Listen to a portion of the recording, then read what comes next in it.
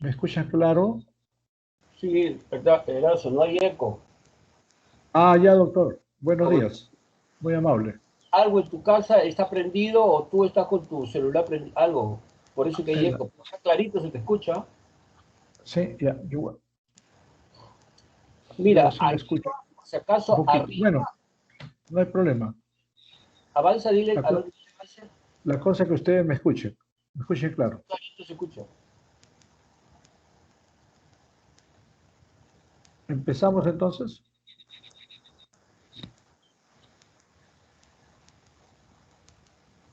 ¿Lo? Ya está corriendo, dile. Ya. Retroceda a la lámina número 2. Correcto.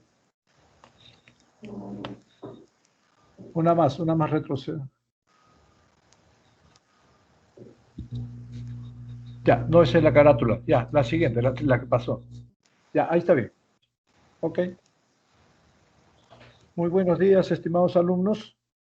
Les saluda el doctor Arturo Erazo de la Cátedra de Farmacología de la Universidad para darles la bienvenida y hacer la clase que se me ha indicado, que viene a ser farmacocinética y farmacodinamia, procesos.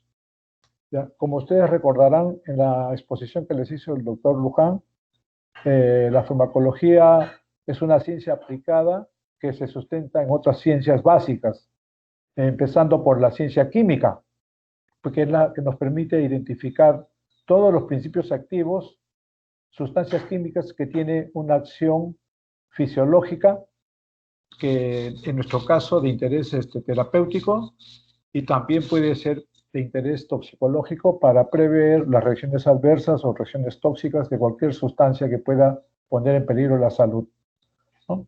Entonces, esta palabra farmacología deriva de dos voces griegas, ¿no? De fármaco y logos, ¿no? O sea, estudia los fármacos y drogas y es el tratado detallado de toda esta temática. En consecuencia, para poder abordar este tema tan amplio y complejo, vinculado con el tratamiento de las enfermedades y la recuperación de la salud, para la prevención de enfermedades, para el diagnóstico y el tratamiento, tiene capítulos, de los cuales el primero de ellos se menciona, solamente los menciono, la farmacognosia, que es el capítulo de la farmacología que se ocupa de la investigación de los principios activos, ¿no? Que existen en los productos naturales para su utilización y obtención, sus propiedades físico-químicas, composición, para utilización para fines benéficos de la salud, ¿no? Y su aplicación, investigación cualitativa y cuantitativa. Esa es la farmacognosia que estamos dedicados todos los farmacéuticos a profundizar en la búsqueda de nuevos principios activos o fármacos, ¿no? Y esa terminología de fármaco tuvo su origen, como les dije, en esas voces griegas antiguas, farmacón, ¿no? Y que luego también tuvo otra denominación como era drog, una palabra holandesa que significa secar en español, ¿no? Es decir, los productos naturales dieron lugar a conocer los principios activos, secando justamente los tejidos biológicos animales, vegetales, de los cuales luego se hallaron, se identificaron y se extrayeron los principios activos que actualmente existen para luego dar lugar a nuevos compuestos semisintéticos y sintéticos, que es el que más predomina en nuestro medio, ¿no? Entonces, la farmacognosia. Luego tenemos el segundo capítulo, que es el que nos motiva el día de hoy, ¿no? Que también ha sido tratado ampliamente por los profesores, ¿no? Que es la farmacocinética. Como aquí dice en la presentación, es el capítulo de farmacología que estudia la evolución, el recorrido, las modificaciones, el depósito, excreción, es decir, todos los procesos bioquímicos que sufre el medicamento o sustancia química o principio activo, ¿no? Desde su ingreso hasta su eliminación o disposición interna para alguna acción farmacológica. Pero también con los desarrollos de la investigación farmacológica a nivel industrial, se desarrolló una primera etapa que se ha incorporado ahora al estudio de la farmacocinética. que es la liberación del principio activo de la forma farmacéutica, o sea, del medicamento. Es decir, que si no se libera el principio activo que está presente en una tableta, en un granulado, en un inyectable, para su ingreso al organismo, si no hay esa etapa de liberación de su forma farmacéutica, no podría ejercer ninguna acción farmacológica. Entonces tuvo que añadirse la palabra L. Ya no es solamente ADME, sino LADME, liberación, ¿no? La administración, la absorción, la distribución, metabolismo, disposición, eliminación y excreción, ¿no? Entonces, el siguiente capítulo vendría a ser la farmacodinámica, que es la que se ocupa del estudio de los mecanismos de acción, o sea, cómo actúan los principios activos en el organismo, a nivel de qué estructura celular, a nivel de qué órgano, a nivel de qué matriz biológica, que se ha denominado como órgano blanco o tejido blanco, ¿no? O órgano diana también le llaman algunos, ¿no? Sobre los cuales gira pues, la investigación farmacológica. Entonces, la farmacocinética, para el efecto de su desarrollo y estudio, ¿no? Estudia, se compone en farmacocinética descriptiva, que estudia los procesos que determinan el movimiento de los principios activos en el organismo, ¿no? Desde que ingresan. Y la farmacocinética cuantitativa estudia y cuantifica las variables que gobiernan cada uno de estos subprocesos, los cuales permiten definir las características individuales de los medicamentos en el organismo para su uso terapéutico y respuesta y observación clínica. La siguiente, por favor. Entonces tenemos que, según la Organización Mundial de la Salud, es la aplicación de principios farmacocinéticos, el manejo seguro y efectivo de los medicamentos, ¿no? Ahora, un medicamento no es igual a un principio activo, porque un medicamento ya es la forma farmacéutica, cómo se presenta, ¿no? O cómo lo elabora y lo presenta la industria farmacéutica, o el farmacéutico si lo prepara para hacer posible su administración a una persona o a un organismo para lograr alguna recuperación funcional, ¿no? O tratamiento de una enfermedad. Y también en lo relacionado a la selección y al diseño de los regímenes de dosificación. Todo eso es motivo de estudio de la farmacocinética clínica, ya relacionado a la acción en el paciente, en el ser humano.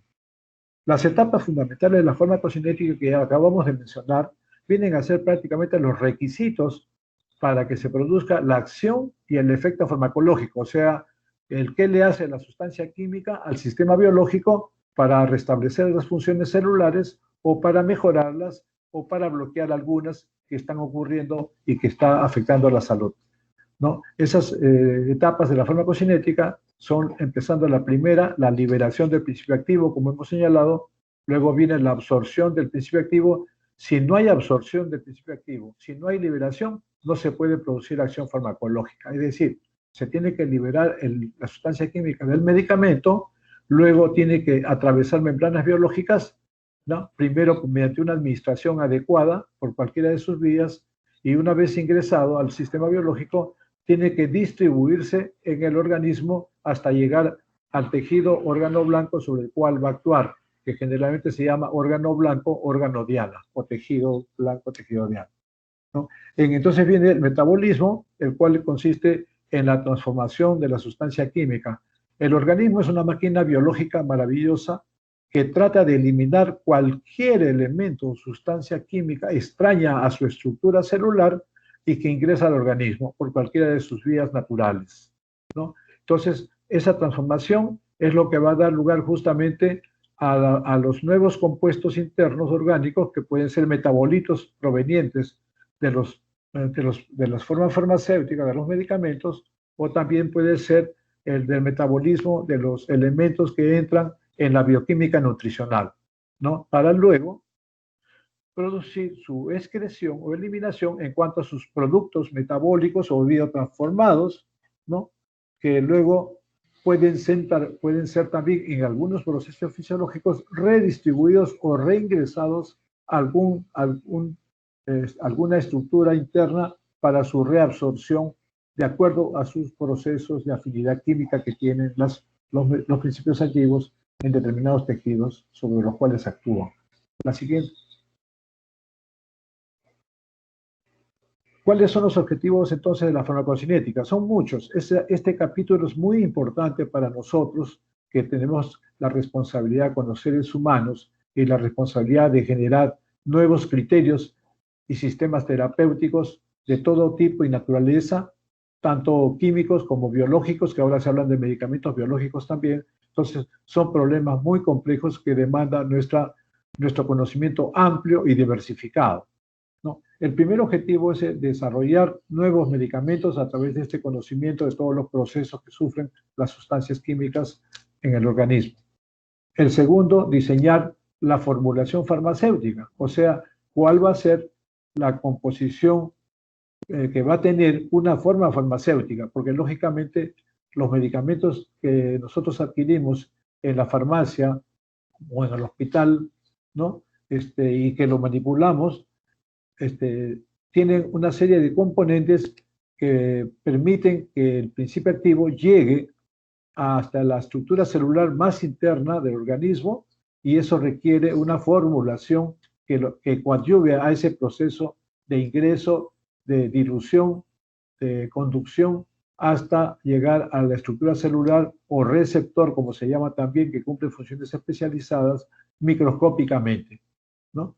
Tercero, también sirve para seleccionar las mejores vías de administración para cada principio activo, ya que cada uno tiene su propia personalidad química y su propio comportamiento bioquímico, ¿no? Para poder actuar en los tejidos blancos, ¿no?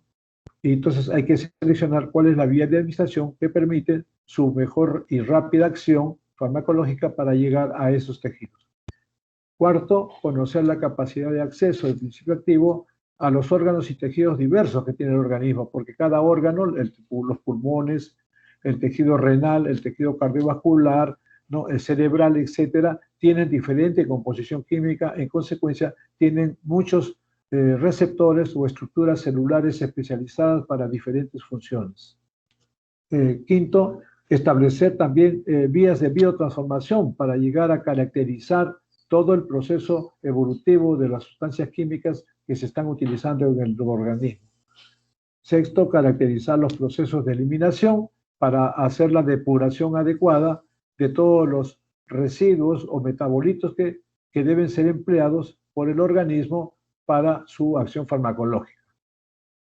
Séptimo, establecer la dosificación adecuada para alcanzar y mantener la concentración cromática. Quiere decir que cada sustancia química va a tener su propia evolución hasta alcanzar una concentración adecuada, sea en el tejido o sea en el torrente circulatorio, para poder ejercer su acción farmacológica y obtener el efecto terapéutico deseado. ¿Ya?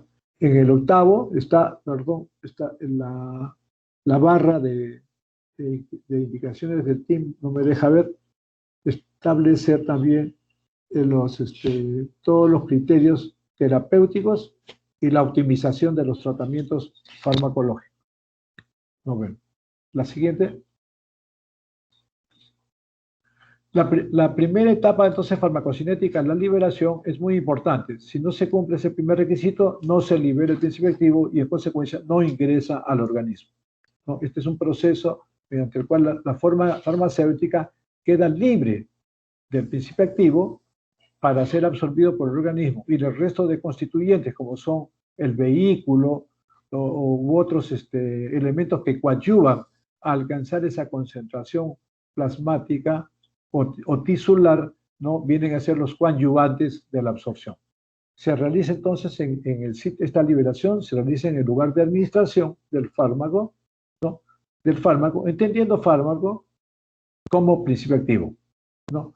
Debe separarse del vehículo, excipientes, como lo estoy diciendo, con el que ha sido preparado, y dependiendo de la forma farmacéutica que se tiene que utilizar, si va a ser un jarabe, si va a ser un supositorio, si va a ser una tableta o una cápsula, ¿no? O un granulado.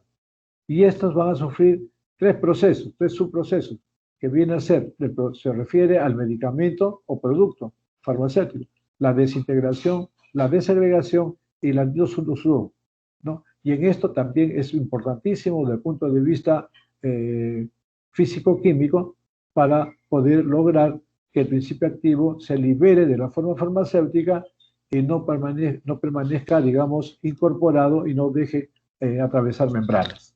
La siguiente. Entonces, estos fármacos, pues, por ejemplo, en forma de gránulos, o sea, los granulados, pueden ser sucesivamente desintegrados en sus principios activos y degradados para ingresar en solución. Cuanto más soluble, ¿no?, o más hidrosoluble sea el principio activo, va a ser mejor absorbido al organismo, ¿no? Los fármacos contenidos en tabletas y cápsulas no sufren desintegración, obviamente, porque las tabletas, por ejemplo, son formas sólidas que son más estructuradas y compactadas, que están más integradas y unidas. Deben ser desintegradas estas formas para que liberen al principio activo que está en su estructura. Y las cápsulas son mucho más fáciles de liberar, porque son cubiertas de gelatina o cualquier otro material biológicamente digerible y que libera el principio activo que está contenido, ¿no? Como son, por ejemplo, antigripales que vienen en cápsulas para su absorción rápida, o pueden ser tabletas también para su absorción un poco más lenta y progresiva, como pueden ser antiinflamatorios, por ejemplo, de acuerdo a las necesidades terapéuticas. Eso es la farmacotecnia, la tecnología farmacéutica que se encarga de dar la formulación adecuada y trabaja, lógicamente, químicos farmacéuticos, que son los que se ocupan de esta especialidad. Las soluciones farmacéuticas, entonces, que son las orales y elixires, ¿no?, que son, digamos, de tipo alcohólico, por ejemplo, se encuentran desintegrados y disueltos en el momento de administración y solo deben disolverse para ser absorbidas. La siguiente. Bueno, este es un gráfico de lo que acabamos de explicar, así que no hay necesidad de repetir. La siguiente. Factores que afectan la velocidad de solución. Cada una de las etapas de los procesos farmacocinéticos obviamente tiene muchos factores que hay que tomar en cuenta para que se cumpla cada proceso. Por ejemplo, en la liberación van a haber factores que afectan la liberación, ¿no?, y consecuentemente la absorción a través de membranas biológicas. Estos están agrupados, por ejemplo, el primer grupo de ellos, los factores relacionados con el medicamento o principio activo, y son, por ejemplo, factores que afectan las propiedades físico-químicas de la materia prima del principio activo. Y ahí es toda una problemática para poder diferenciar lo que son los genéricos, los esenciales y los medicamentos de marca o patente, ¿no?, porque resultan producto de muchas investigaciones que hace la industria farmacéutica y que son verdaderos secretos para ellos y que lógicamente les genera, pues, una rentabilidad económica por los elevados costos que se aplican para lograr su mejor acción farmacológica. Tenemos, por ejemplo, estos factores, el polimorfismo de la molécula de la materia prima, ¿no?, porque ustedes saben que ahora el mundo se ha globalizado, entonces podemos recibir diferentes principios activos con el mismo nombre, pero de diferentes países, ¿no?, de los países, por ejemplo, anglosajones, de Inglaterra, de americanos, de los Estados Unidos, del Canadá, de los países del Oriente, por ejemplo, de la India, del mundo asiático, de China, etcétera. Es decir, esto genera, pues, toda una diversidad de ciencias aplicadas, de las ciencias químicas y bioquímicas, que es necesario los farmacéuticos que tenemos que estar bien documentados para poder luego seleccionar y luego aprobar a través de las entidades técnico-científicas responsables en cada país. En nuestro caso se llama la DIGEMIT, que es en el Perú, ¿no? En Estados Unidos se llama el FDA, que es el Food Drug Administration, ¿no? Y lógicamente esto es una preocupación y una dedicación en todos los países del mundo. Entonces se ve el estado físico-químico de los principios activos, su grado de solvatación, o sea, cómo están disueltos o incorporados dentro de la forma farmacéutica como granulado, como jarabe, como elixir, etcétera, su estado físico-químico, si son generalmente los medicamentos, los fármacos son ácidos y bases débiles, no son fuertes, lógicamente, porque el ser fuerte significaría que va a tener mucha ionización que no es conveniente para los fines de la absorción, ¿no? También pueden formar sales complejas que también tenemos que tomar muy en cuenta desde el punto de vista químico-farmacéutico para mejorar su fase de membranas. Otro grupo de factores, el B, los que afectan, por ejemplo, están considerados las superficies biológicas y también las superficies de las materias primas, sus características, el tamaño de la partícula, por ejemplo.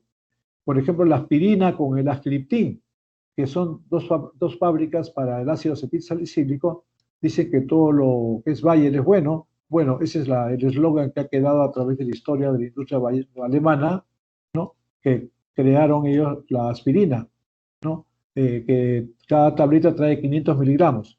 Pero el avance tecnológico industrial farmacéutico ha permitido que en la actualidad aparezcan nuevos tipos de ácido acetilsalicílico, por ejemplo, tabletas con cubierta entérica, ¿no? O también pueden ser ácido acetilsalicílico con partículas micronizadas, con tamaño de partículas ultramicroscópicas, que van a tener una mejor fase de membranas y una mejor liberación de la forma farmacéutica para su absorción rápida, como es, por ejemplo, hay un ácido acetilsalicílico del laboratorio francés Rohrer, que se llama el Ronald. Ronald es un ácido acetilsalicílico micronizado. Y el ascriptín, por ejemplo, tiene 375 miligramos, que tiene menor concentración, ¿no? Y se logra el mismo efecto farmacológico. Hay otros factores relacionados con la formulación también, donde tiene que verse el tipo y la cantidad de excipientes que debe llevar la forma farmacéutica para vehiculizar y mejorar su absorción y paso de membranas, ¿no? Y otros tipos de factores también vinculados con el paciente y con la terapéutica. La siguiente. La absorción. Esta es la segunda etapa farmacocinética, segundo proceso muy importante también, porque una vez que se ha liberado el principio activo del medicamento, viene el paso de membranas. Eso es la absorción, la desaparición del principio activo del lugar de administración para ir pasando de compartimento en compartimento biológico en base a sus propiedades físico-químicas del principio activo, ¿no? A todo lugar de absorción le corresponde una vía de administración de acuerdo a las necesidades terapéuticas para que llegue al tejido en el cual se quiere que actúe, si debe actuar en el cerebro, si debe actuar en el tejido cardiovascular, si debe actuar a nivel renal. Eso se basará pues en la estructura química del principio activo, de la sustancia, ¿no? También en sus propiedades físico-químicas y en la afinidad química que tenga esta sustancia con el tejido sobre el cual debe actuar, ¿no? Entonces, se puede administrar, por ejemplo, por vía intravascular o endovenosa o intraarterial. El proceso de absorción en estos casos parenterales de ingreso directo al torrente circulatorio, ¿no? Entonces esta etapa va a ser pues 0, o sea, el grado de biodisponibilidad va a ser de 1, ¿no? Lográndose una máxima concentración terapéutica en el órgano blanco o en la sangre. La velocidad de absorción entonces pues determina de manera importante el tipo de vía de administración que se debe emplear para el fin terapéutico. Determina también la dosis, la cantidad de principio activo que se debe administrar, ¿no? Si administro 500 miligramos en una cápsula o tableta, ¿cuánto es lo que debe alcanzar si se trata de un antibiótico o agente quimioterápico sintético? Es lo que debe alcanzar como concentración inhibitoria mínima para ejercer su acción antibacteriana, ¿no? Lo que llaman la CIM, concentración inhibitoria mínima. Si no se alcanza esa concentración, no se va a poder revertir la infección o septicemia que está produciendo en el organismo un antibiótico, una bacteria o un virus también, que sería una sustancia antiviral, ¿no? Como el caso de, por ejemplo, del herpes, el aciclovir, que se emplea para ese tipo de virus, ¿no? Igualmente será pues para el COVID también los nuevos fármacos biológicos que deben emplearse, ¿no? También determina la rapidez del inicio de acción, si debe absorberse rápidamente o por el contrario, que la absorción sea lenta para que ejerza una acción farmacológica paulatina. La siguiente, por favor. La biodisponibilidad, entonces, es un concepto que debemos tenerlo muy claro porque es el que determina, digamos, la efectividad de un agente químico en circulación o en la biofase, o sea, en la zona celular del receptor o estructura celular especializada en una función que debe alcanzarse esta concentración mínima para poder lograr el efecto terapéutico deseado, ¿no? Entonces, este término biodisponibilidad expresa el grado de absorción y distribución de un fármaco que se define como la cantidad y velocidad con que el principio activo inalterado, lógicamente, porque si de ingreso empieza a sufrir transformaciones químicas, o sea, biotransformación, entonces esto va a afectar la respuesta biológica y va a afectar la acción farmacológica, ¿no? Acá hay un cuadrito que revela, por ejemplo, que la vía intravenosa, ¿no?, porque es un ingreso directo al torrente circulatorio, se logra un 100% de biodisponibilidad, o sea, de 1, o sea, toda la concentración incorporada, no por inyectable, va a lograrse una acción farmacológica al 100% en cuanto a su necesidad antibacteriana o antiinflamatoria o antiagregante plaquetario, etc. Luego la vía intramuscular, por ejemplo, ya es variable dependiendo del tipo de molécula del principio activo, del tipo de estructura química. La biodisponibilidad puede variar desde un 75% hasta un 100%, dependiendo de las propiedades de cada compuesto.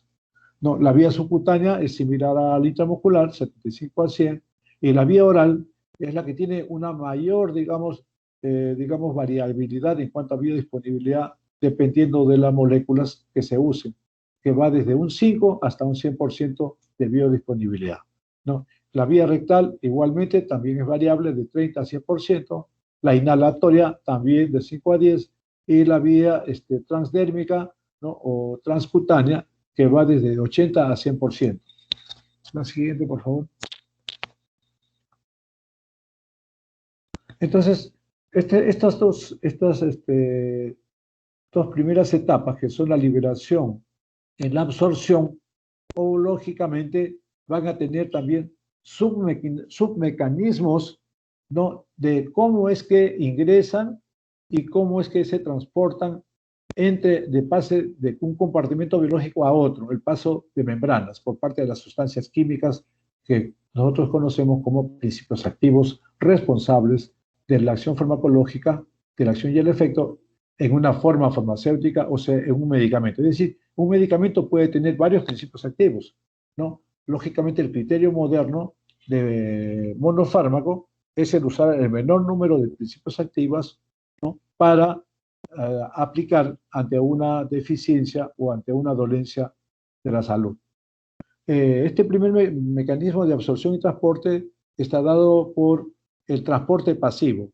Como su nombre dice, que son procesos que no utilizan energía proveniente de la actividad celular, sino ocurren simplemente por una diferencia de concentración, ¿no?, de la sustancia química en un compartimento biológico desde el exterior y cómo ingresan al interior de las células o tejidos, porque no hay esa sustancia, o sea, ellos están en menor concentración. En consecuencia, pasan del lado donde están más concentrados hacia el lado, ¿no?, a menos concentrados.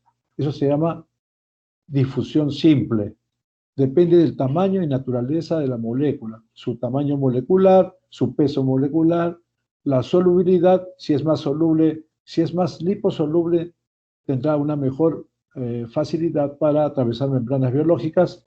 También dependerá de su coeficiente de partición, que son constantes que caracterizan a cada sustancia química, que se disuelve mejor, ¿no?, en los líquidos lipídicos o orgánicos, ¿no? También tiene que ver la constante de ionización, ¿no?, la pKa, que significa que cuanto más ionizado esté la sustancia o principio activo, ¿no?, vas a tener mayores dificultades de paso de membranas, ¿no? También hay la difusión acuosa, ¿no?, cuando el paso de membranas, ¿no?, son sustancias hidrosolubles y que pasan las membranas biológicas por presión del solvente, del líquido, del agua, ¿no?, a través de los poros de las membranas celulares con un peso molecular menor de 150. Por ejemplo, el alcohol. El alcohol es un principio activo que tiene una buena hidrosolubilidad, ¿no?, pero a su vez también es liposoluble, por eso es que llega rápido al sistema nervioso central y al cerebro específicamente, y en pocos minutos uno siente rápidamente el efecto del alcohol, ¿no? Eso es una difusión acuosa, es un proceso de difusión simple, y también puede ser el otro proceso de difusión por presión osmótica, es decir, ya no es el líquido, ya no es hidrostática la presión que lleva al principio activo, sino es la presión del principio activo directamente, o el soluto se llama, que está en solución, como es el caso de la reabsorción tubular, en la cual es el soluto el que retorna otra vez al proceso de una reabsorción por su propiedad, ¿no?, de química que tiene la sustancia, de volver nuevamente a reingresar buscando el órgano o tejido blanco.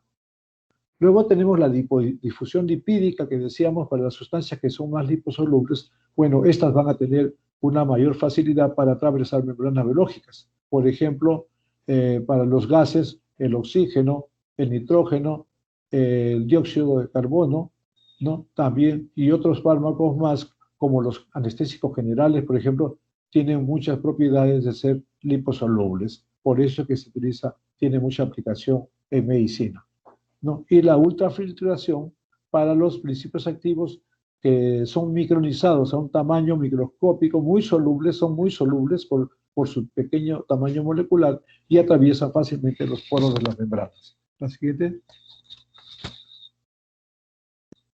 Este es el segundo submecanismo de transporte especializado de principios activos. Es decir, ya por el nombre sabemos que no es una difusión simple, sino es un transporte especializado que va a requerir energía para pasar sustancias de un compartimento biológico a otro, en el cual por sus diferentes tamaños moleculares no pueden ingresar, tampoco por sus diferentes propiedades de solubilidad tampoco pueden ingresar. Entonces utilizan otros mecanismos mucho más complejos, como por ejemplo tenemos aquí en el transporte activo, en la bomba de sodio y potasio, los electrolitos, por ejemplo, que se pierden. Ya esto lo explicó ampliamente el doctor Luján en la clase anterior, ¿no? Cómo el organismo puede constituirse en una bomba de sodio para expulsar hacia afuera el exceso de concentración de este electrolito, o también hacia adentro cuando se quiere incorporar iones potasio que se requieren en un momento en unos procesos patológicos de pérdida electrolítica, ¿no? Entonces ahí lo que se tiene que es usar energía celular que va a permitir este intercambio, ¿no?, de elementos que son indispensables y que el organismo se encarga de regular eso por medio de los mecanismos, ¿no?, electrolíticos. El tercero es la difusión facilitada, que es el transporte también especializado, en el cual las moléculas de principio activo pueden ser tamaño grande o de mayor peso molecular, entonces no pueden atravesar con esas deficiencias, digamos, físico-químicas. Entonces tienen que unirse en el organismo a nivel celular. Existen moléculas que le llaman transportadores, ¿no?, en inglés carriers, que son los que se unen al principio activo para formar complejos que lo permiten variar su solubilidad y poder atravesar las membranas biológicas.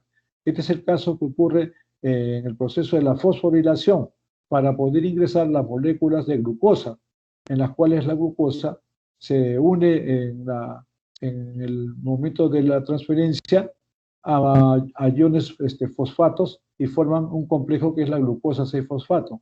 Y bajo ese estado, ¿no?, complejo, ya puede atravesar fácilmente las membranas y de esa manera realizar su rol nutricional y de aporte de energías, ¿no?, los azúcares como la glucosa, ¿no? Otro proceso biológico también que es de transporte especializado es la pinocitosis.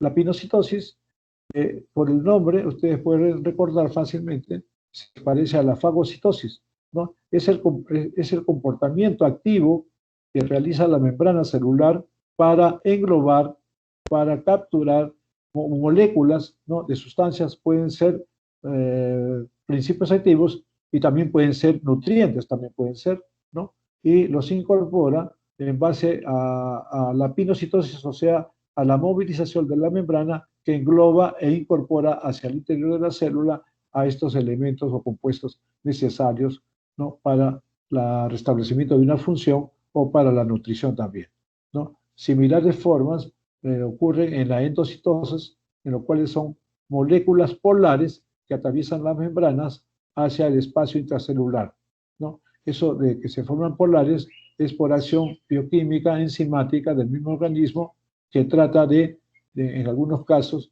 ¿no?, como el caso de la noradrenalina, de hacer una recaptación de estas sustancias para fines de restablecer sus funciones. Igual también la exocitosis. Hay bastante literatura, esto van a encontrar en el tratado, en las bases farmacológicas de Goodman y Gilman, con amplio desarrollo. La siguiente, por favor. Bueno, esta es una gráfica que está simplemente resumiendo lo que hemos hablado sobre este tema de las diferentes características o propiedades que permiten el paso de membranas por diferentes tipos de sustancias de los submecanismos, ¿no?, de absorción mencionados. La siguiente. Factores que modifican la absorción del fármaco. Acá tenemos, por ejemplo, que en la segunda etapa, tanto en la primera inclusive, en la primera y segunda etapa, interviene este primer grupo de factores biofarmacéuticos. ¿Qué es esa palabra biofarmacéutico?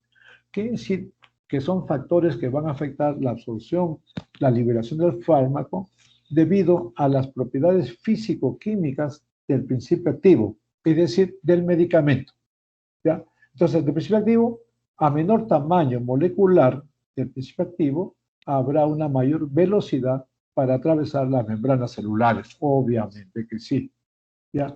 A mayor liposolubilidad, igual va a haber una mayor facilidad para que atraviese membranas biológicas porque son liposolubles, ¿no? En forma similar, a mayor hidrosolubilidad del fármaco, ¿no?, habrá pues también una mayor distribución, en este caso, ¿no? El agua permite una mayor distribución a nivel intracelular, extracelular, intercelular, ¿no? Y todo esto se puede prever en base a un coeficiente que es el coeficiente de participación de solubilidad que se encuentra dividiendo la solubilidad en lípido entre la solubilidad en agua. El mayor coeficiente de partición entonces va a dar la mayor velocidad de absorción, o sea, la mayor liposolubilidad. También otros factores que intervienen, que pueden afectar la absorción, paso de membranas, es la naturaleza química del fármaco, o sea, del principio activo, sus propiedades físico-químicas, su tamaño molecular, su constante de ionización. Si es muy alta, no van a pasar las sustancias muy ionizadas, ¿no?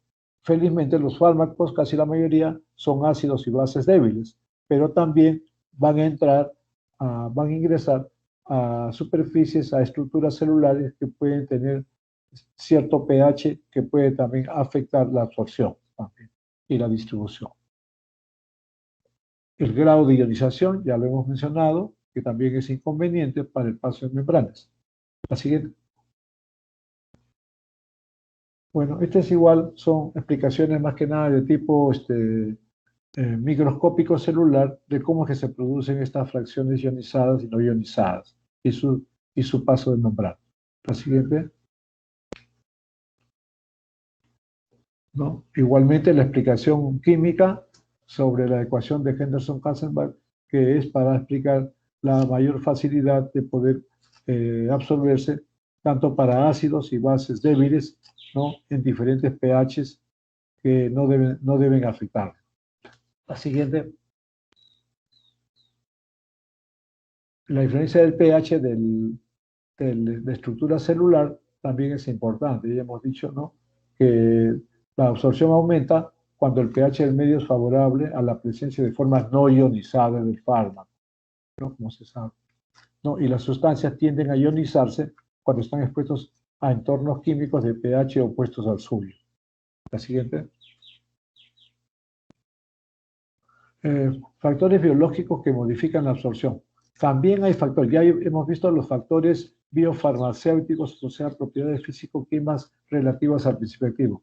Ahora tenemos los factores biológicos, o sea, celulares, o sea, los tejidos que pueden modificar la absorción. Por ejemplo, la superficie de absorción. Obviamente, cuanto mayor superficie de absorción tenga la estructura biológica en la cual se está actuando, será mejor la absorción y el transporte, ¿no? Por ejemplo, el tracto gastrointestinal, que si nosotros extendiéramos sobre una mesa todas las vellosidades intestinales, ¿no? Esto llega a sumar hasta 100 metros cuadrados, ¿no? En el adulto. Entonces, igualmente ocurre en el alveolo pulmonar. Para la absorción por vía respiratoria en nebulizaciones, la superficie de absorción es bastante amplia, ¿no? Muchos 100 metros cuadrados, ¿no? Luego de ahí tenemos la irrigación sanguínea. A mayor irrigación del tejido, obviamente va a haber una mayor absorción y una mayor distribución rápida. Y igualmente el espesor de la membrana biológica, el pH del medio celular, que ya lo hemos dicho, y también hay factores fisiológicos que van a afectar o influir en la absorción, ¿no? Por ejemplo, la edad, ¿no? La edad de los niños o la edad senil, obviamente, son sistemas biológicos de mayor vulnerabilidad y en el caso de los niños de mayor actividad bioquímica y en el caso de la tercera edad de menor actividad bioquímica. En consecuencia, van a requerir probablemente menores concentraciones terapéuticas por sus limitaciones en cuanto al desarrollo bioquímico de los niños o en cuanto a la, digamos, disminución de la actividad bioquímica en la tercera edad, que son los que no van a requerir mucha concentración de los fármacos para lograr un efecto terapéutico. Basará con las concentraciones terapéuticas mínimas establecidas, ¿no?, en los estudios farmacocinéticos, ¿no?, y farmacodinámicos. Luego tenemos los factores fisiopatológicos y patológicos que se refieren a las enfermedades que puede tener el paciente, que también van a producirle limitaciones en cuanto a su absorción y biotransformación. La siguiente. Bueno, estos son los diferentes tipos de vías de administración que ya se ha explicado ampliamente anteriormente. La siguiente. La distribución. Esta es la otra etapa de farmacocinética en la cual consiste en la distribución del principio activo en todos los tejidos o en tejidos especializados, ¿no?, o sea, fármacos de acción específica, ¿no?, que actúan sobre estructuras celulares ya identificadas y sobre las cuales tiene afinidad, ¿no? Las formas de distribución de los principios activos tienen que ser de preferencia necesariamente de forma libre, o sea, no deben estar unidos a proteínas. ¿Por qué? Porque eso va a limitar su acción farmacológica. El fármaco que está disuelto en el plasma o dentro de los leucocitos o plaquetas no pueden ser movilizados en forma libre. En cambio, los que están unidos a proteínas generalmente tienen, es como una sustancia en reserva que una vez que se consumen los principios activos que están circulando de forma libre y se van absorbidos y empiezan a actuar, entonces se van liberando nuevas moléculas de metabolitos que liberan el principio activo, ¿no?, de sus compuestos conjugados o unidos a las proteínas celulares. La siguiente.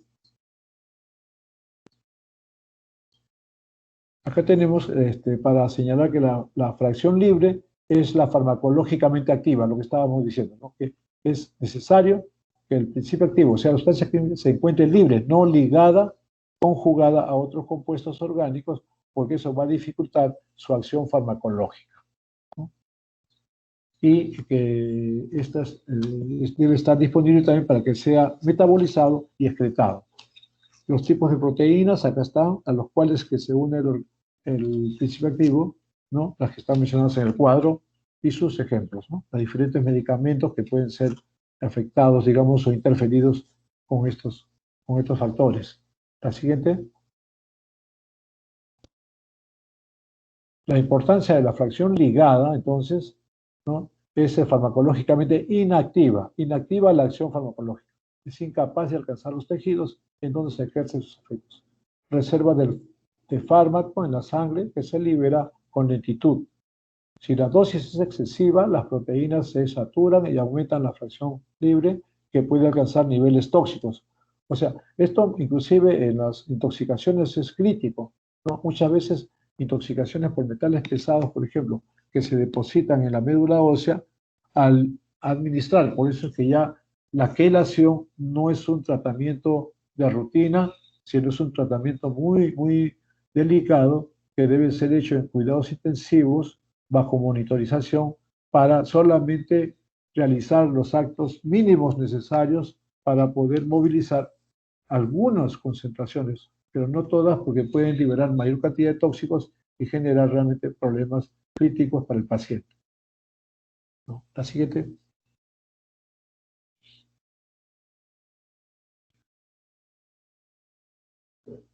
Acá tenemos que realmente se señala el tipo de unión o enlace químico que se pueden establecer con las proteínas plasmáticas. Tenemos los enlaces reversibles, hay los enlaces iónicos, electrovalente, enlaces de hidrógenos, dipolar y las fuerzas de Van der Waals que ustedes pueden leer en su lectura bibliográfica ampliamente.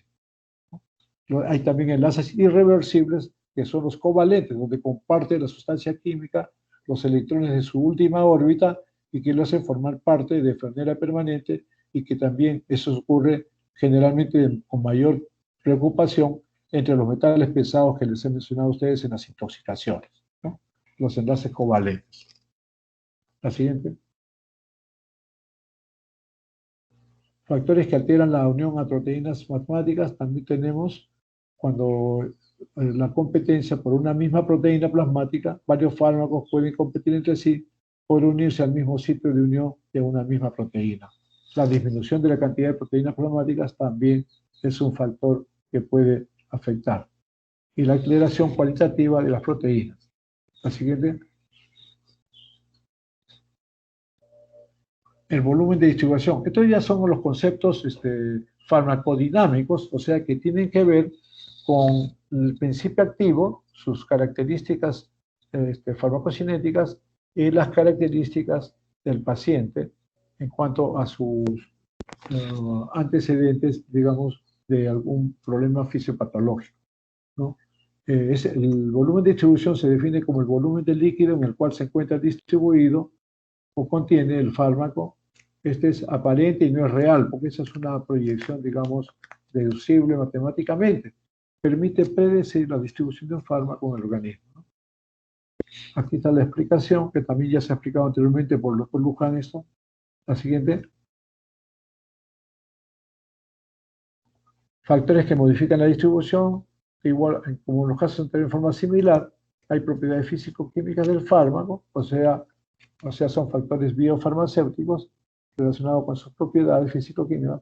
Hay también factores fisiológicos y biológicos, como el flujo sanguíneo en los tejidos donde se va a actuar, la afinidad del fármaco por los tejidos, la afinidad química que tiene la sustancia, ¿no? El principio activo, el contenido lipídico del tejido en el cual va a actuar, ¿no? Y el grado de ionización de las sustancias o principios activos. La siguiente. ¿No? En cuanto al metabolismo y biotransformación, que aparentemente son similares, ¿no? El metabolismo se refiere más que nada a la biotransformación que sufren los compuestos orgánicos que genera el mismo organismo, mientras que la biotransformación se aplica más a los principios activos que son externos, que se les conoce con el nombre de xenobióticos, en los cuales están los tóxicos y también están los principios activos medicamentosos, ¿no? En cambio, en los orgánicos que produce el mismo organismo se conoce como sustancias endobióticas o endógenas. La transformación, entonces, se refiere a las modificaciones que experimentan las sustancias tanto exógenas, xenobióticos, ¿no? Dentro del organismo y que puede variar la acción farmacológica. Por ejemplo, el aldomet, que es el alfa-metildopa, ¿no? Es inactivo en la estructura molecular original, pero cuando ingresan al organismo sufren metabolismo, ¿no? O sea, biotransformación, ¿no? Y se convierten en dopamina, y entonces es así, bajo esa forma química nueva, es que se va a mejorar, ¿no? O se va a obtener el efecto farmacológico deseado. En cambio, en el caso de tóxicos, si hay una intoxicación con un insecticida del tipo, por ejemplo, paratión, este paratión cuando ingresa al organismo por cualquiera de las vías, tanto dérmica como vía digestiva, entonces se va a transformar, ¿no? Se va a biotransformar en el organismo en paraoxón, ¿no? Paraoxón es el metabolito tóxico, altamente tóxico, más tóxico que el compuesto original, el paratión. Entonces es mucho más peligroso. La siguiente.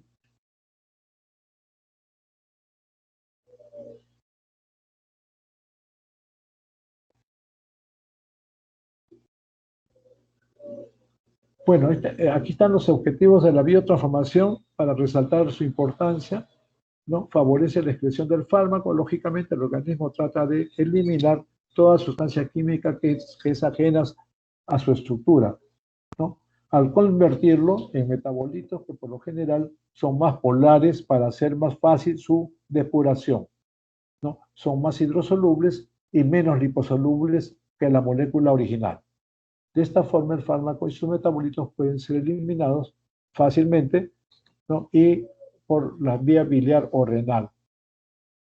No, modifica. Entonces, aquí están las características de cada uno de sus procesos de inactivación que hemos hablado en el caso de fármacos como los barbitúricos, ¿no? El pentobarbital, los diferentes derivados. Y la activación de precursores, ¿no? O sea, sustancias inactivas que le llaman profármacos, que se convierten luego en compuestos farmacológicamente activos, en el caso del Aldomet, por ejemplo, que es inactivo originalmente en su forma farmacéutica, pero luego al ingresar, ¿no? Se convierten en dopamina y ya tienen la actividad farmacológica. La siguiente. En los lugares de biotransformación, ya sabemos que el hígado es el laboratorio bioquímico principal del organismo y el órgano más delicado que hace la transformación bioquímica, no solo de los alimentos, sino también de los medicamentos en general, ¿no? Y van a haber procesos que, digamos, evitan el primer paso hepático para favorecer su llegada al órgano blanco tejido, ¿no? Con las digamos, observaciones del caso, de los riesgos que conlleva. Y eso tiene que ser evaluado medicamento por medicamento. La siguiente.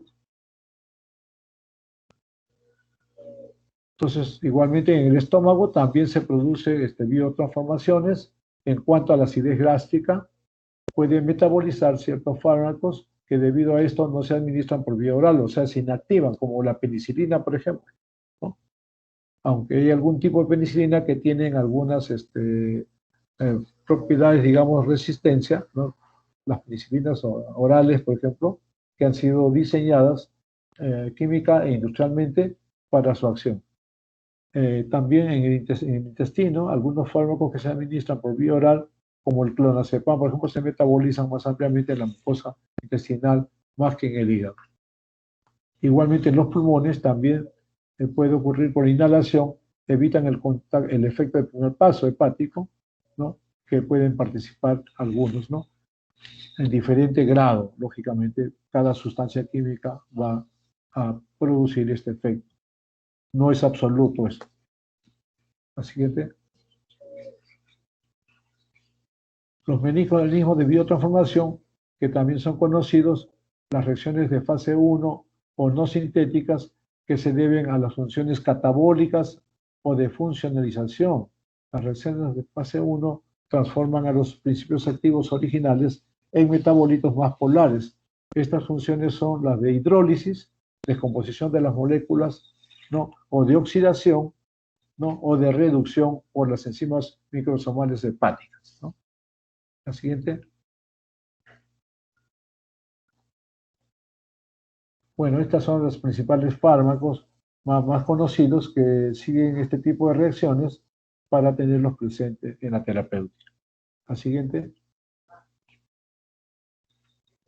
El sistema citocromo oxidasa, que también juega su rol importante, ¿no? Es una familia de hemoproteínas constituidas por una parte proteica y un grupo hemo que difieren ligeramente entre sí en su peso molecular y forman un complejo que absorbe la luz cuando se combina con el monóxido de carbono, ¿no? Entonces, estas enzimas están presentes en casi todos los tejidos, pero su concentración y actividad es mayor en el hígado. La siguiente, por favor.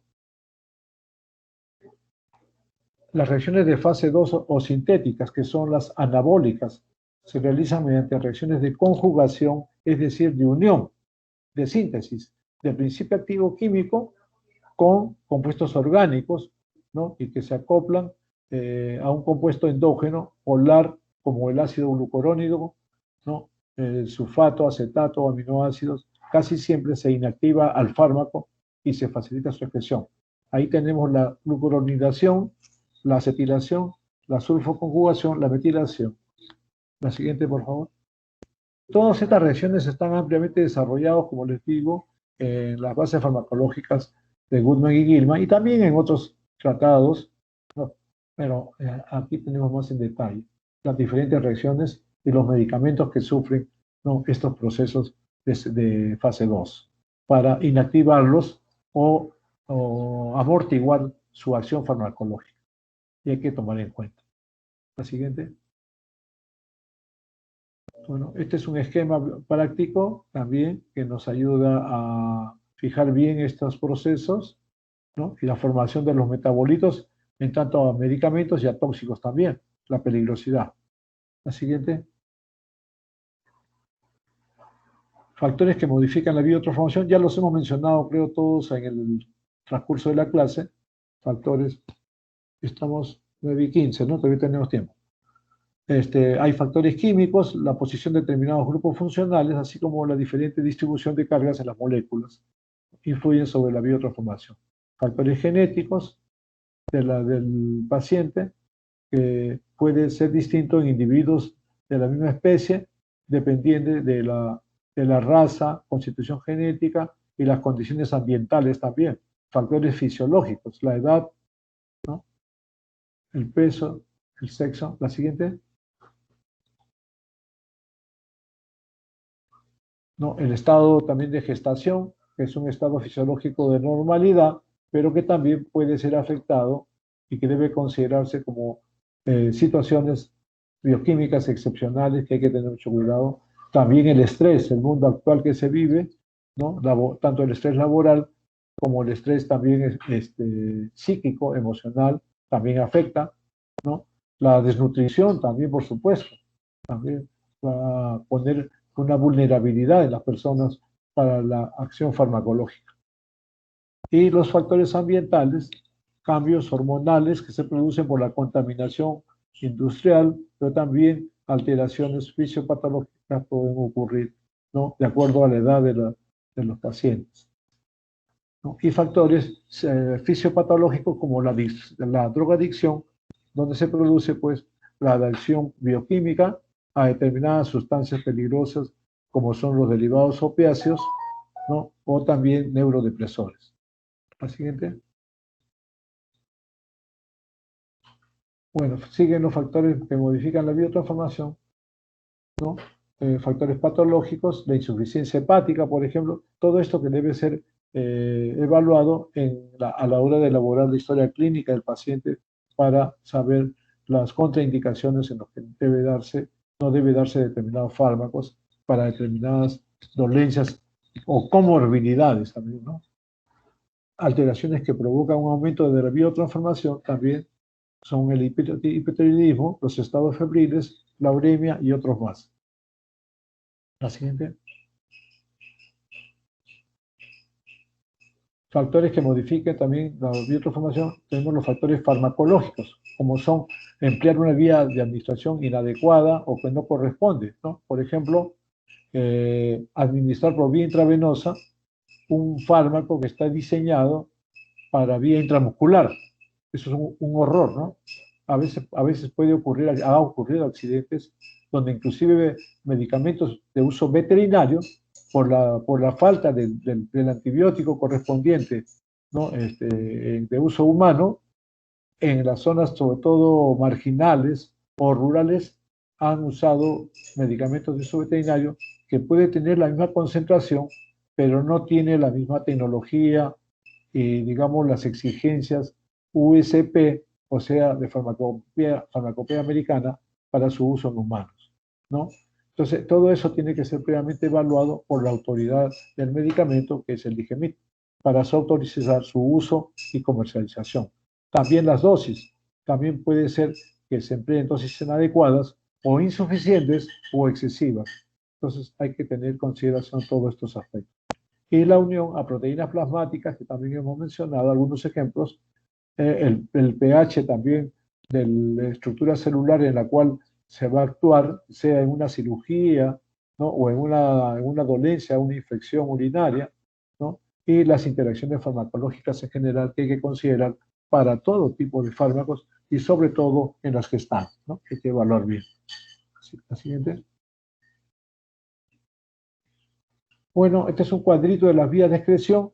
Creo que con esto ustedes pueden completar todos los procesos farmacocinéticos más las consideraciones farmacodinámicas que hemos mencionado en cada una de las etapas del proceso farmacocinético. También surgen los factores en los procesos farmacodinámicos en cada mecanismo de acción. Bueno, hasta aquí yo lo dejaría para las preguntas, porque estamos creo que 9:20. Gracias por su atención.